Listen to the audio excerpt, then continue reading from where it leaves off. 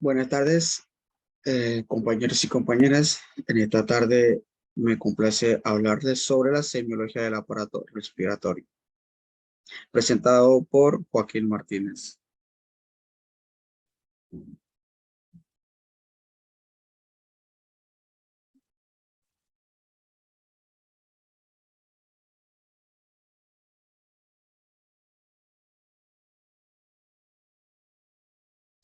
Como primer punto, introducción, que el aparato respiratorio comienza en la nariz y la boca, continúa a través de las vías respiratorias y los pulmones. El aire entra en el aparato respiratorio por la nariz y la boca y desciende a través de la garganta, que es faringe, para alcanzar el órgano de fonación, laringe. La entrada de la laringe está cubierta por un pequeño fragmento de tejido epiglotis, que se cierra de forma automática durante la deglución, impidiendo así que el alimento alcance las vías respiratorias. Como primer punto sobre la semiología del aparato respiratorio, es una exploración física del tórax que utiliza una serie de maniobras sistemáticas, que viene siendo que vamos a evaluar sobre 4 puntos importantes, que viene siendo el primer punto sobre inspección, palpación, percusión y el último, el cuarto, que es la ocultación.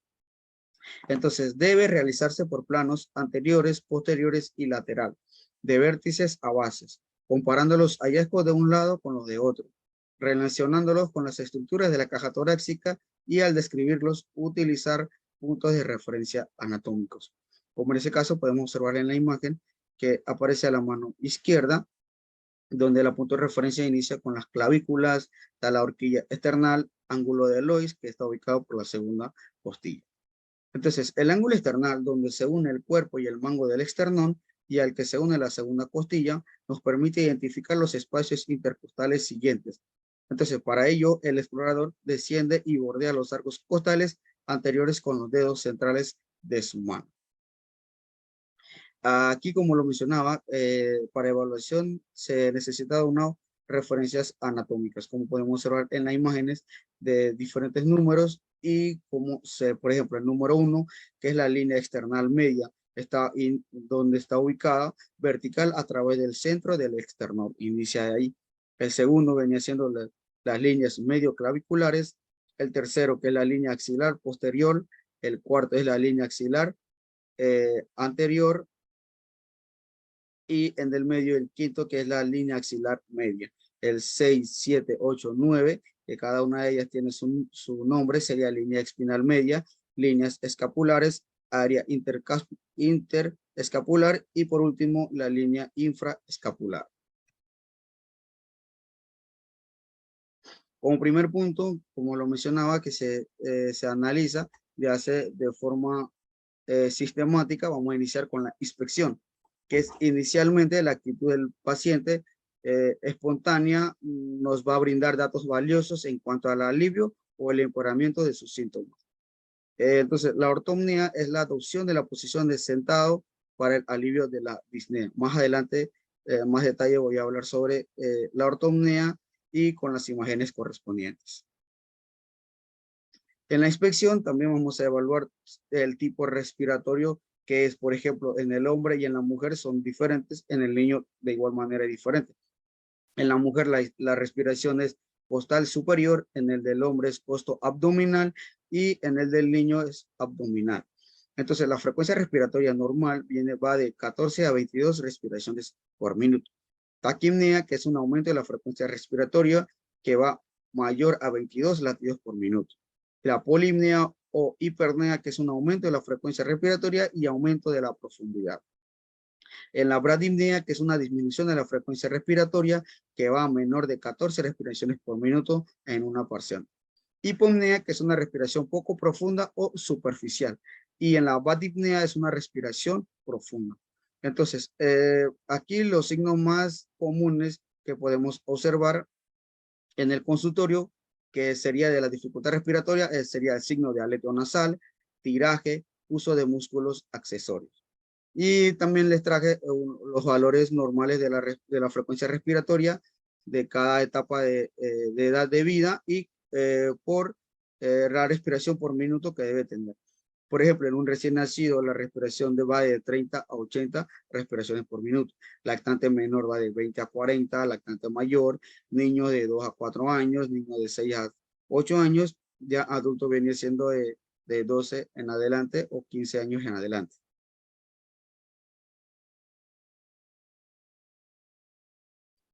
En el segundo punto tenemos sobre la palpación, que la palpación del tórax en lo referido del aparato respiratorio consiste en aplicar el sentido del tacto del observador con el paciente en actitud pasiva o en una actitud activa, cuando se le solicita a realizar alguna maniobra. Para referirnos a los principales hallazgos en este sentido, vamos a ver lo que vamos a evaluar con la palpación, la movilidad, las fracturas costales, dolor o anomalías en el paciente. En la primera imagen podemos observar el médico lo que está haciendo es la maniobra de expansión, que es la primera imagen a la mano izquierda. Que la exploración de la expansión torácica tiene por objetivo detectar diferencias comparando ambos hemitórax, dado que en la inspiración el movimiento de los arcos costales amplía los diámetros anteroposterior y transversal de forma simétrica. Entonces, el examinador se coloca en la línea recta por detrás del paciente sentado, apoyando ambas manos plenamente, abarcando los arcos costales y dirigiendo los pulgares hacia la línea media. En una inspiración profunda, el tórax de un adulto sano expande ambos hemitórax en un rango variable de 5 a 10 centímetros. Entonces, esta maniobra nos va a dictaminar o vamos a descubrir si hay falta de expansión suficiente de forma unilateral o forma bilateral. Y en las dos imágenes que podemos observar, una está en el medio y la otra a la derecha, se va a hacer la maniobra de las vibraciones vocales. Se hace desde un punto de origen en la laringe, ya que la voz se transmite hacia la pared del tórax con una vibración palpable, va a conducir a través de los órganos del aparato respiratorio. ¿Cuáles son esos aparatos? La tráquea, bronquios, parénquima pulmonar, pleuras. Entonces, para tener una cabal idea de la sensación vibratoria vocal del paciente, bueno, el médico puede palpar la cara anterior del cuello mientras el paciente habla. Toda vez que alguna causa patológica favorezca su condición, vamos a tener un aumento de la intensidad de las vibraciones vocales y cuando la impide, bueno, vamos a tener una disminución de la intensidad. Entonces, siempre y cuando la lesión causal sea de cierta magnitud, hay que palpar, vamos a realizar palpando la pared y comparando la simetría del hallazgo. Entonces, para saber cuál es la técnica que se evalúa en los consultorios, el médico, la técnica más utilizada es que el paciente tiene que pronunciar el número 33 varias veces, repitiéndola para que sea necesario, mientras el médico va comparando simétricamente la intensidad con la que se perciben la sonoridad de las vibraciones. También tenemos en la palpación, hablamos sobre la amplexación superior e inferior. Bueno, como podemos observar en la imagen, el médico se coloca la mano sobre ambos huecos sin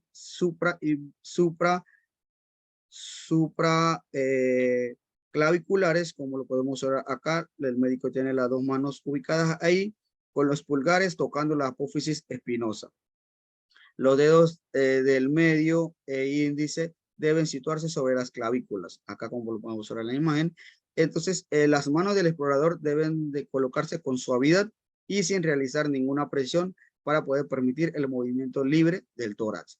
Y en la parte inferior, acá el médico va a colocar las manos de forma simétrica a nivel de línea infraescapular, con las pulgares lo más separado de la columna vertebral. Como podemos ver, acá también, acá adelante, y una posterior y una anterior. Entonces, para la evaluación de la amplexión, nos permite precisar la amplitud del movimiento respiratorio en dirección anteroposterior de cada hemitórax. Para ello, se coloca una mano en la cara anterior y otra en la cara posterior, como lo estaba mencionando, de cada lado, tanto en la parte superior como en la parte inferior.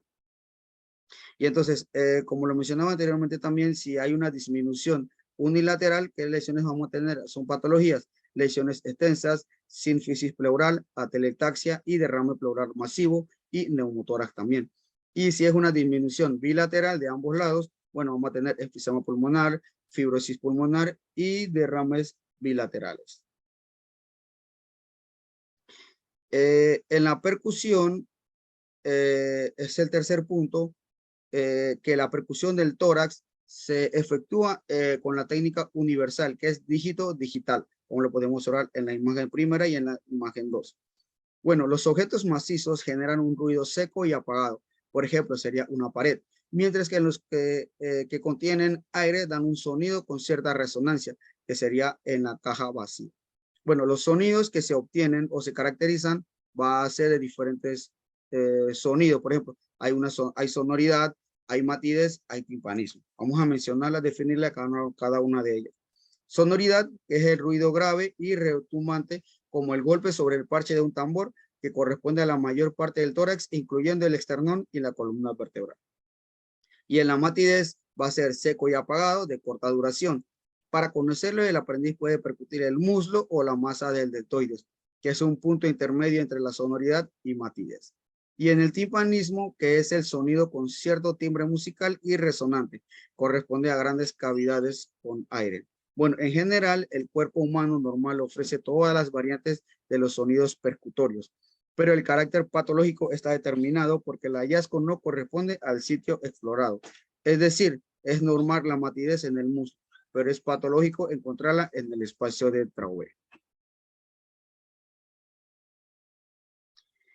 También acá le traje una imagen donde le mencionaba cada una de las sonoridades que vamos a tener en la percusión. Por ejemplo, en la imagen podemos ver dónde está situada las zonas infraclaviculares y las regiones dorsales. Vamos a tener una sonoridad, ya que es un pulmón aireado, intenso, fuerte o tono bajo o grave, que va a ser prolongado. Y en el timpanismo, que tiene un solo contenido aéreo, por ejemplo, sería en el estómago e intestinos. Es donde está, lo mencionaba, el espacio de Traube, que es el tórax, donde está la cámara gástrica. Y en una hipersonoridad es más fuerte y grave que la sonoridad pulmonar. Vamos a encontrarla en los pulmones hiperaereados, como en el caso del enfisema y la crisis del asma y neumotórax. Y matidez, que es un pulmón privado de aire en condiciones anormales, como en el caso de neumonía, atelectaxia, que también también se puede presencia de líquidos en el espacio pleural, que sería derrame o órganos masivos como hígado, vaso o muslos. Como último punto vamos a hablar sobre la auscultación, que hay que aplicar un estetoscopio. Se pueden escuchar los sonidos producidos por el paso del aire y por la voz. El sonido del murmullo vesicular corresponde al movimiento de aire hacia el parénquima pulmonar y se percibe mejor en la inspiración profunda a través de la boca. Aplicando el instrumento sobre la laringe, vamos a percibir el sonido normal de la respiración glótica, audible en ambos tiempos de la respiración. Si este mismo sonido se percibe sobre el tórax, bueno, el hallazgo es patológico y constituye el soplo tubario. Entonces también tenemos diferentes soplos, que en ese caso tenemos soplo tubario, soplo pleural y soplo anfórico. Bueno, el soplo tubario es característico de las condensaciones pulmonares que conducen con facilidad el sonido de la respiración glótica hasta el tórax. Entonces, y el soplo pleural es cuando hay una relajación pulmonar por compresión típica del límite superior de los derrames pleurales. Y en el soplo anfórico es el paso de aire con una gran cantidad que es ventilada por un bronquio permeable. Se le puede imitar soplando por el pico de una botella vacía. También tenemos otras ocultaciones patológicas, por ejemplo, en el caso de roncus, pues es similar al ronquido o ronroneo de un gato. En caso de secreciones viscosas o obstrucción en grandes vías aéreas. Las sibilancias, bueno, es un silbido agudo, audible en caso de obstrucción de vías aéreas de menor calibre, como en el caso de la crisis asmática o en los pacientes que sufren de EPOC. Crepitante, bueno, es comparable a frotar un mechón de cabello frente al oído o la apertura de una esponja húmeda. Esta corresponde a la abertura de los alvéolos colapsadas o llenos de líquidos, como en el caso de neumonía y edema pulmonar. Y por último, estridor que es un caso puntual de la obstrucción de vía aérea a nivel del laringe o traqueal, que es el paso donde va el aire a través de una área reducida. Ella produce el sonido conocido como estridor de tono agudo o de tono rudo.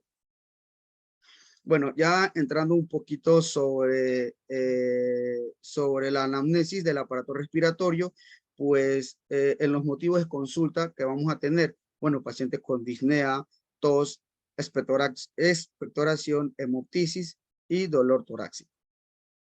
Bueno, antes de entrar, hay que detallar fundamentalmente para llegar al diagnóstico de nuestro paciente. Por ejemplo, se le hace preguntas como, ¿cuánto hace que comenzó con el síntoma? ¿Cómo comenzó? Si es de manera súbita, gradual o progresiva. ¿Qué características tiene? ¿Qué factores lo agravan o mejoran? ¿Hay otros síntomas acompañantes? Bueno, por último se le hace la pregunta de ¿tiene otros antecedentes personales que pueden relacionarse como la enfermedad previas que tuvo el paciente, exposición laboral, antecedentes familiares o fármacos que lo que llegan a ser el síntoma que tiene el paciente, etcétera. Bueno, el primer punto vamos a hablar sobre la disnea, que es una sensación molesta y desagradable de dificultad para respirar o simplemente la percepción de una función de la cual normalmente no se toma conciencia. Por ejemplo, en la percepción subjetiva es difícil de ponderación, ya que solamente el paciente es lo que tiene ese síntoma y lo que siente. Entonces, el paciente la refiere como agitación, fatiga, entre otros vocablos. Bueno, una de las causas de disnea puede ser por cardiovascular, respiratoria o otras causas. Bueno, si es cardiovascular, pues tenemos la insuficiencia cardíaca, tenemos la tromboembolismo pulmonar, valvulopatías, derrame pericárdico, y en las respiratorias tenemos que son con pacientes con asma, EPOC, fibrosis pulmonar, derrame pleural. Y si son otras causas, que por ejemplo pueden ser paciente obeso, paciente con ascitis, meteorismo, altura, hipoxemia, citoescoliosis severa, encefalitis o meningitis. Como lo mencionaba anteriormente, en disnea, también de formas clínicas vamos a observar disnea de esfuerzo, que son de 4 grados que hay, y también le voy a mencionar cada una de ellas. Como podemos ver en la imagen, da el grado 1, el 2, el 3 y el 4. Bueno, donde nos indica que el grado 1, que es una disnea que aparece a grandes esfuerzos, como por ejemplo subir escaleras, correr, entre otros. Y en el segundo grado, que es una disnea que aparece a moderados esfuerzos, por ejemplo, solamente una caminata de 2 minutos, 3 minutos, ya la persona se siente cansado, falta de aire, entre otros. Y en el grado 3, pues es un disnea que aparece ante mínimos esfuerzos, como por ejemplo, bañarse, vestirse, comer o colocarse un zapato, ya se siente que le hace falta la respiración y se agita el paciente. Y en el grado 4 tenemos que disnea que aparece en el reposo, como podemos observar en la imagen, en la última imagen. Y como lo mencionaba anteriormente, la ortopnea, como podemos observar en las dos imágenes, que el paciente está acostada con la cabeza arriba y el otro acostado con varias almohadas para que pueda tener una buena comodidad o una buena respiración profunda, que es un trastorno que la persona tiene que mantener la cabeza elevada, como cuando está sentada o de forma acostada, como lo mencionaba, para poder tener una respiración cómodamente y de la mejor manera. Entonces, también hablamos sobre la anamnesis del aparato respiratorio, en ese caso de causa cardiovascular, como lo mencionaba anteriormente, que puede ser de disnea de instalación lenta y gradual, pues vamos a tener el prototipo de la insuficiencia cardíaca, lo mencionaba anteriormente, que es una estasis venocapilar pulmonar producida por producto de la disfunción del corazón izquierdo, incremento de la presión capilar pulmonar, formación de trasudados en el intersticio y alveolo pulmonar. ¿Cuáles son las causas? Insuficiencia ventricular izquierda, estenosis mitral y cardiopatías congénitas. Y en el caso de la disminución de instalación rápida o súbita, pues tenemos en el caso de la TEPA, que es el tromboembolismo pulmonar. Bueno, es una oclusión de ramas en la arteria pulmonar por émbolos que alteran la perfusión pulmonar produciendo hipoxemia. Acá de manera de causa respiratoria, pues también tenemos de disnea instalación lenta y gradual, de otra es rápida o súbita. Bueno, de lenta y gradual, que es puede ser del patológico bronquitis crónica y enfisema. Bueno, que es un aumento de la resistencia de la vía aérea por engrosamiento pared bronquial progresivo e irreversible y pérdida de parénquima pulmonar producto de la acción de tóxicos. Y también tenemos en la de instalación rápida o súbita, que venía siendo la crisis de asma. Bueno, es un espasmo del músculo bronquial, edema de la mucosa, inflamación generada por exposición a alérgenos, tóxicos y otros desencadenantes. Bueno, ahora hablamos de tos, que es el segundo de consulta que tenemos, es el motivo de consulta de la anamnesis, pues son los datos importantes que surgen de su semiografía. Por ejemplo, tenemos tos aguda, tos crónica, tos seca, tos húmeda, puede ser tos productiva, tos nocturna o tos emetizante. Bueno, donde nos indica que la tos aguda es menor de 3 semanas, la tos crónica va mayor de 2 meses, la tos seca es sin secreciones y pues tos húmeda, tos con secreciones que no se expulsan.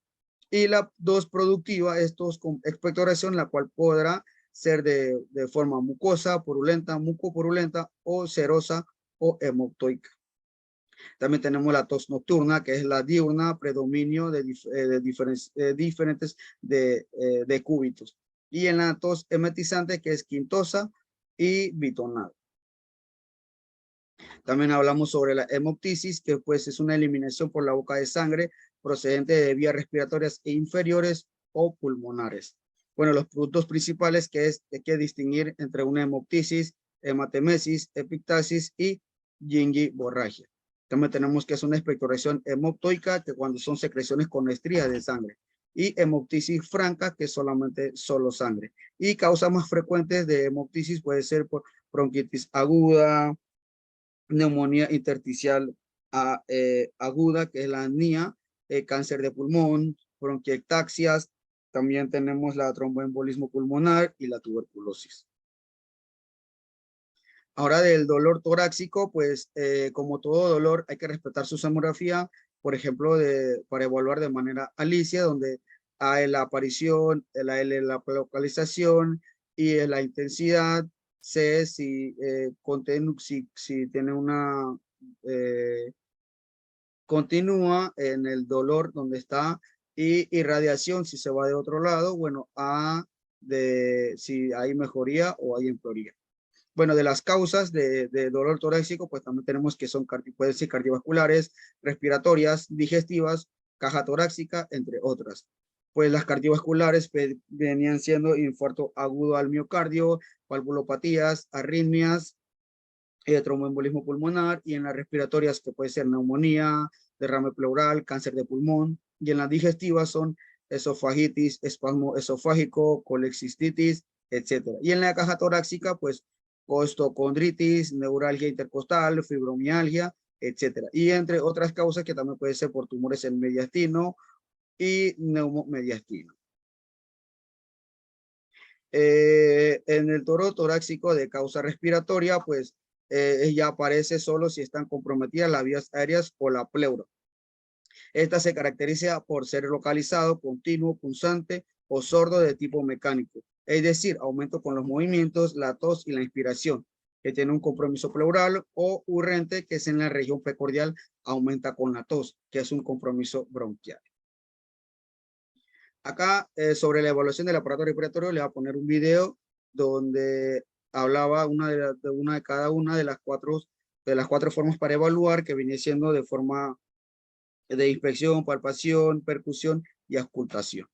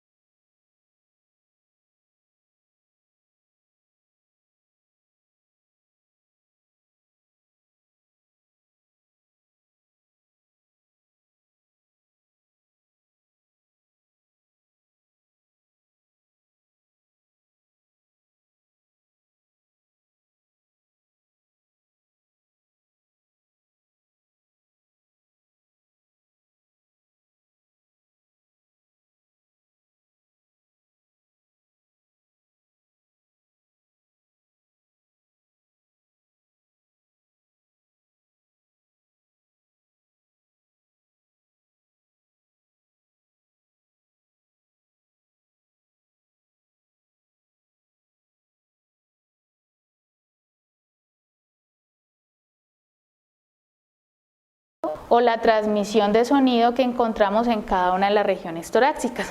Y para ello vamos a abrir nuestra mano sobre el paciente y solicitarle que diga una palabra sonora. En este caso va a ser 33.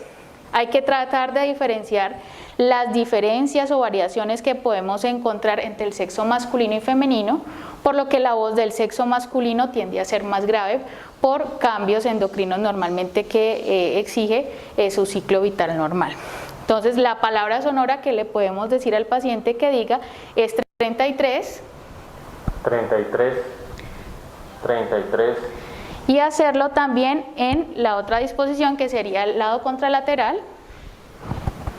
33, 33. Y así como hacemos la evaluación de la región anterior, es importante realizarla en la región posterior. ¿Qué otra evaluación es importante? Lo correspondiente a la expansión de la región torácica. Realmente lo que van a encontrar de descripción semiológica, probablemente este tenga menor valor que los otros signos de los que hemos mencionado. ¿Qué encontramos aquí para hacer esta evaluación de la expansión torácica? La disposición de nuestras manos sobre la región anterior y posterior del paciente, uniendo casi nuestros pulgares y solicitarla que haga una inspiración y una expiración profunda.